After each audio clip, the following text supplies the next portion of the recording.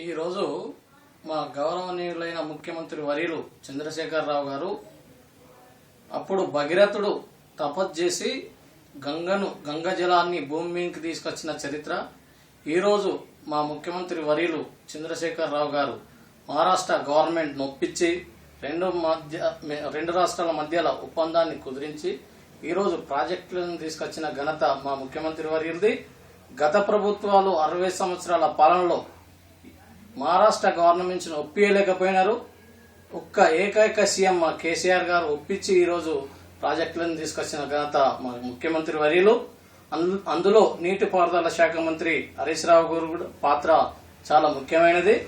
ఇవల్ల బంగారు తెలంగాణ సాధన చూపించిన వ్యక్తి మా ముఖ్యమంత్రి వర్యులు. ఇవల్ల 1 కోటి ఎకరాలకు ఇవాళ ప్రాజెక్టుల విషయంలో 1 కోటి ఎకరాలకు ప్రజలకు నీరు అందించే విషయంలో బంగారు తెలంగాణ సాధించడం జరిగినది. ఏదైతే మేనిఫెస్టోలో చెప్పినారో అది తప్ప చూసే పరంగా చేస్తురని మా యొక్క భావన.